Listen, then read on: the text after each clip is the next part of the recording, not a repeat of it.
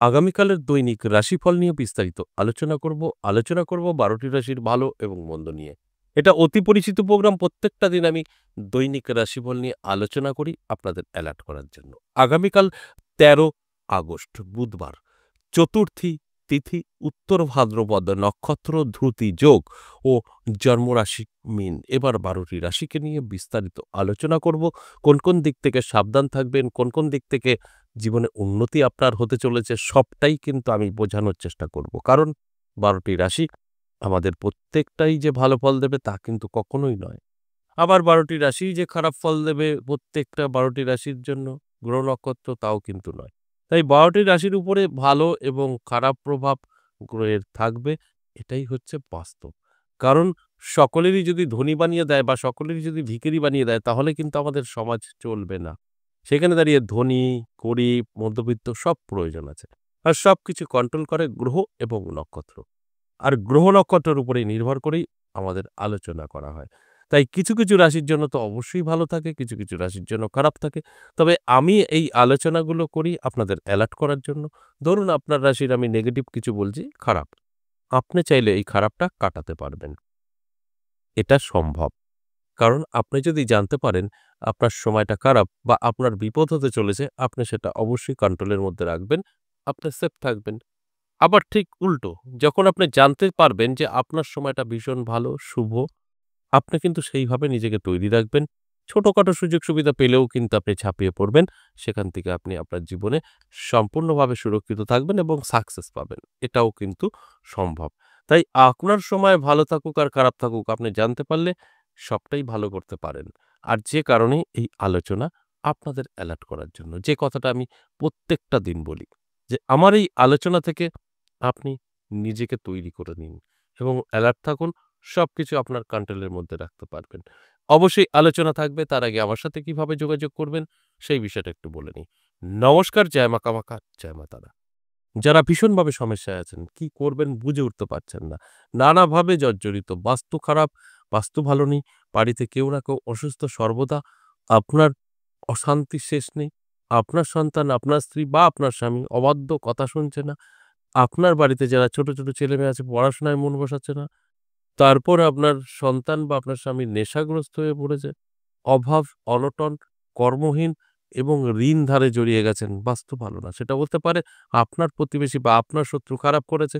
হতে পারে আপনি নিজে ভুল জায়গায় ভুল কিছু বাড়ি তৈরি করার সময় বাস্তুদোষ তৈরি করেছেন। যেকোনোভাবেই হোক না কেন, আপনার এই সমস্যাগুলো কিন্তু আসবে। এছাড়াও বর্তমান পরিস্থিতিতে আমাদের যা সাংসারিক প্রবলেম, আমাদের যেটা ৩য় কোনো ব্যক্তির আগমনে যেটা আমরা বলি অবৈধ প্রেম, ভালোবাসা, বিচ্ছেদ, বশীকরণ, শত্রু দমন, যদি প্রয়োজন থাকে যোগাযোগ করতে পারেন। কিভাবে যোগাযোগ করবেন? দেখুন, অনেকেরই প্রশ্ন আপনাদের, আপনার চেম্বারটা কোথায়? আমার কোনো চেম্বার নেই। ২ টো জায়গায় আমাকে পাবেন, দুটোই মন্দির। একটা হচ্ছে তারাপীঠ, আপনাদের সকলের পরিচিত। তারাপীঠ নিয়ে নতুন করে বলার কিছু নেই। আরেকটা হচ্ছে আমার নিজের মন্দির ১০ মহাবিদ্যা কালীবাড়ি এবং কৃষ্ণ কালী মায়ের মন্দির। তাই এই দুটো জায়গার কোনো একটি জায়গায় আমার সাথে এসে সাক্ষাৎ করতে পারেন। যদি মনে হয় প্রয়োজন আছে, তারাপীঠ আসবেন, অবশ্যই নাম লেখাতে হবে আগে থেকে। দেখবেন দুটো নাম্বার আছে, একটা WhatsApp, একটা কলিং। কলিং নাম্বারে আপনি কল করে নাম লেখাতে পারেন। WhatsApp এও ভয়েসে বা লিখে বলতে পারেন। আর যদি মনে হয় আমার মন্দিরে আসবেন ১০ মহাবিদ্যা কালীবাড়ি, নদিয়া বীরনগর, সেক্ষেত্রে বলব অবশ্যই কল করে নাম লেখাবেন। আর না হলে WhatsApp এ এসে ভয়েসে বা লিখে বলবেন। আপনি কবে, কখন, কোথায় পাবেন? আমার মন্দিরে আপনি পাবেন সপ্তাহে ৩ দিন, সোমবার, মঙ্গলবার, বুধবার, প্রত্যেক সপ্তাহে। সকাল ১১টা থেকে সন্ধ্যে ৬টা এর মধ্যে আসতে হবে। অবশ্যই আগের দিন নাম লেখাতে হবে। ফোন করে নামটা লিখে নেবেন। কলিং নাম্বার আছে, ফোন করবেন। বলবেন আমি অমুক দিন যাচ্ছি। আমার নামটা লিখে নিন। বাস এটাই। আপনার কোনো নাম লেখাতে পয়সা লাগবে না। আর কি করবেন? যদি তারাপীঠ আসেন তাহলে সেক্ষেত্রেও আপনাকে আগে থেকে নাম লেখাতে হবে। আর তারাপীঠ এসে বা মন্দিরের সামনে গিয়ে আপনি কল করে সম্পূর্ণ আপনাকে গাইড করে নিয়ে আমার যে চেম্বার সেখানে নিয়ে আসবে। সেটার দায়িত্ব সম্পূর্ণ যে কল রিসিভ করবে তার। তাই এখানে কোনো রকম খুঁজে পাবেন না বা আপনার খুব অসুবিধা হবে এরকম বিষয়টা নেই। আপনার যদি ইচ্ছা থাকে আপনি আমার কাছে পৌঁছাতে পারবেন এবং আপনার সমস্যা নিয়ে আলোচনা করে আপনার যত বড়ই বিপদ থাকুক না কেন, অবশ্যই সেখান থেকে বেরোতে পারবেন। এবার আসুন আজকের যে আলোচনা, এই আলোচনা আমি এখন আপনাদের সঙ্গে করব দৈনিক রাশিফল। কি হতে চলেছে আগামীকাল, ভালো মন্দ সবটাই বলব। মেষ রাশির জন্য বলব শুভ। যথেষ্ট পজিটিভ থাকবে। আপনার মনে যেটা চাইবে করতে পারেন। আপনার বহুদিনের ইচ্ছা, স্বপ্ন পূরণ করতে পারেননি। আগামীকাল চেষ্টা করলে সাকসেস পাবেন। কারণ আপনার জন্য সময়টা শুভ। বৃষরাশি সাবধান থাকুন। বৃষরাশির জাতক জাতিকাদের স্বাস্থ্য সাথ দেবে না। নানাভাবে আপনি পিছিয়ে পড়তে পারেন। স্বাস্থ্য আপনার কিন্তু সাথ নাও দিতে পারে। তাই শরীরের যত্ন নিতে হবে, রিচ খাবার বন্ধ করতে হবে। তাছাড়া অন্যান্য দিক থেকে কিন্তু যথেষ্ট শুভই থাকছে। তাই অ্যালার্ট থাকুন, চোখ কান খোলা রাখুন। এরপর মিথুন রাশি, শুভ।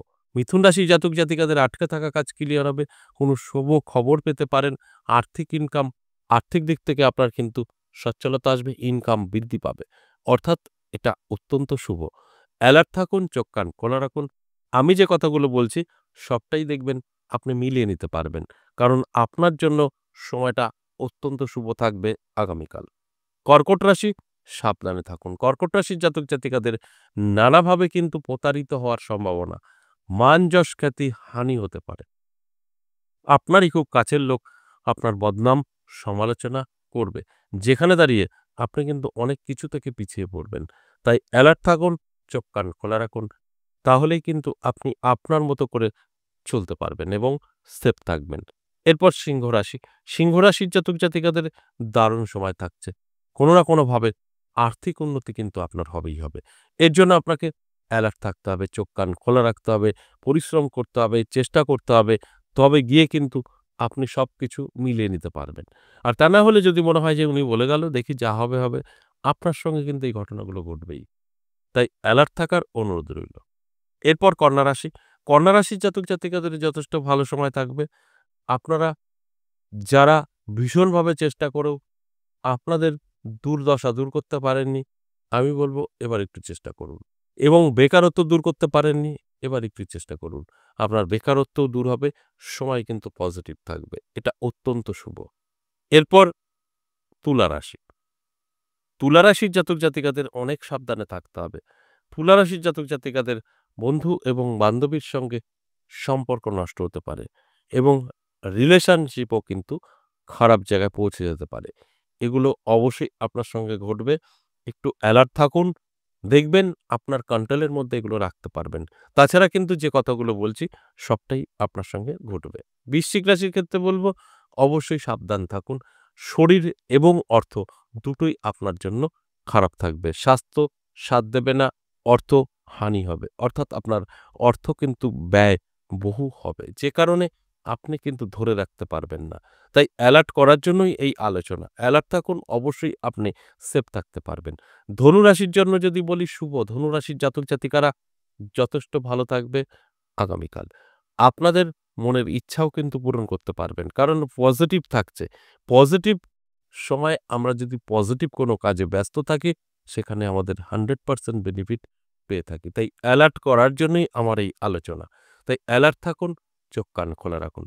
দেখবেন আমি যে আলোচনাগুলো করছি সেটা আপনি সম্পূর্ণভাবে কন্ট্রোল করতে পারবেন। এরপর মকর রাশি। মকর রাশির জাতক জাতিকাদের কিন্তু ভালো সময়। প্রাপ্তিযোগ তৈরি হয়েছে। নানাভাবে কিন্তু আকর্ষিত হয়ে অর্থ আপনার কাছে এসে ধরা দেবে। তাই এটা অত্যন্ত একটা শুভ ফল। তাই আপনার কিন্তু অ্যালার্ট থাকা প্রয়োজন আছে। যতটা অ্যালার্ট থাকবেন ততটা জীবনে কিন্তু সাকসেস পাবেন। কোনো না কোনো জায়গা থেকে অর্থ আপনার হাতে এসে ধরা দেবেই দেবে। এরপর কুম্ভ রাশি। কুম্ভ রাশির জাতক জাতিকাদের অনেক সাবধানে থাকতে হবে। হঠাৎ করেই আপনার মান-যশ খ্যাতি কমে যাবে।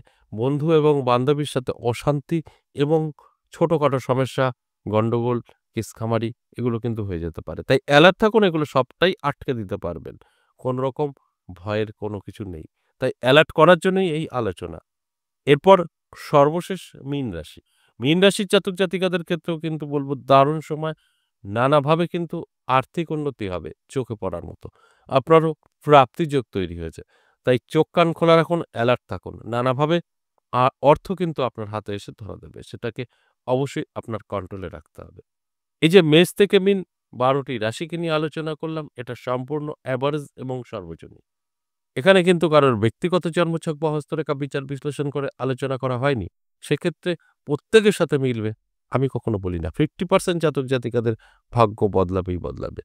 আর 50% জাতক জাতিকাদের নাও মিলতে পারে। আজ এ পর্যন্তই, আবারও আসবো নেক্সট ভিডিও নিয়ে। ততক্ষণ ভালো থাকুন। নমস্কার।